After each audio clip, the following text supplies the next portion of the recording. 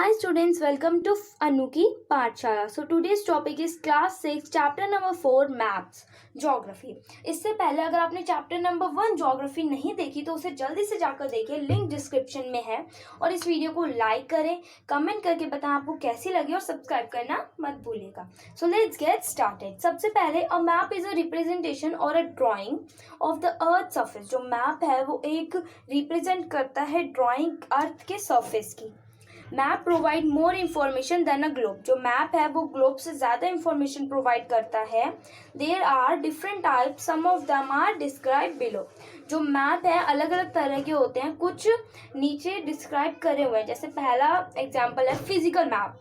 Map showing natural features of the earth such as mountains, plateaus, plains, river, ocean etcetera are called physical और relief map. जो map natural feature earth के provide करते हैं, जैसे mountain, plateau, planes, river के बारे में, ocean के बारे में एटसेट्रा, उन्हें फिजिकल और रिलाइफ मैप्स कहते हैं। या तो आप फिजिकल मैप्स कह सकते हो या आप रिलाइफ मैप्स कह सकते हो। Political maps, map showing cities, towns and village and different countries and states of the world with their boundaries are called political map. जो मैप सिटी, टाउन, गांव और कंट्री और दूसरे स्टेटों को करते हैं वर्ल्ड में बाउंड्रीज के साथ, उन्हें पॉलिटिकल मैप्स कहते हैं। Thematic map, some maps focus on specific information such as road. जो मैप जैसे हमें रोड के बारे में, road map, rainfall maps, map showing distribution, forest, industry और रोड के बारे में बताते हैं, उन्हें थीमेटिक मैप्स कहते हैं। ठीक है, are known as thematic maps. जो forest, industry, rainfall map etcetera के बारे में बताते हैं, उन्हें थीमेट मैप्स कहते हैं। Suitable titles are given on the basis of the information provide in these maps. There are 3 components of map.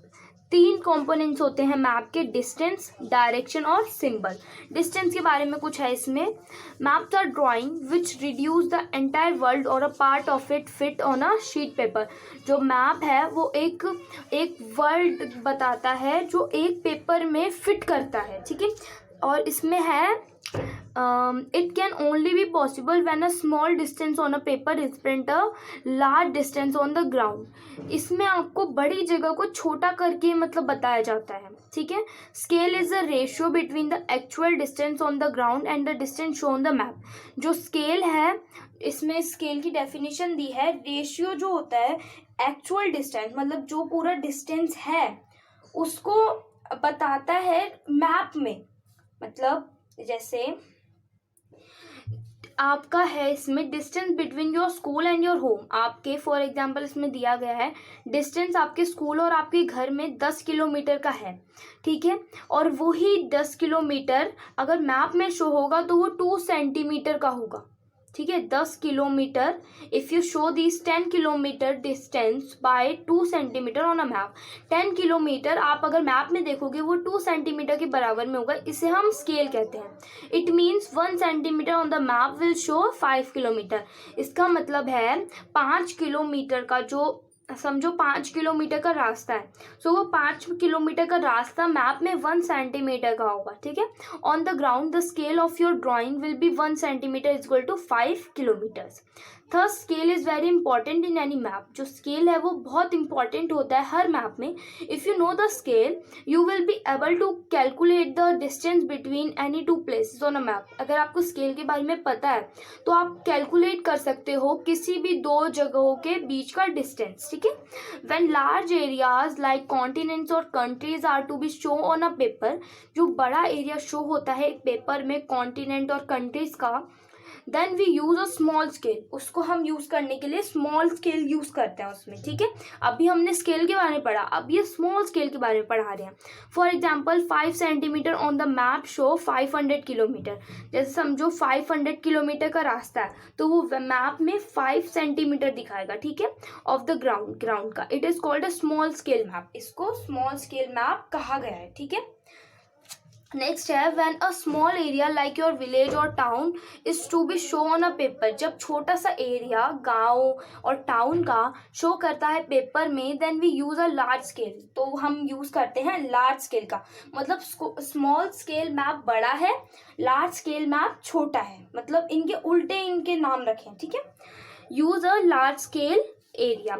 अगर कोई विलेज और टाउन का हमें एक पेपर में शो करना होता है तो हम लार्ज स्केल को यूज़ करते हैं। उसका मतलब है 5 centimetre on the map show 500 metres only on the ground.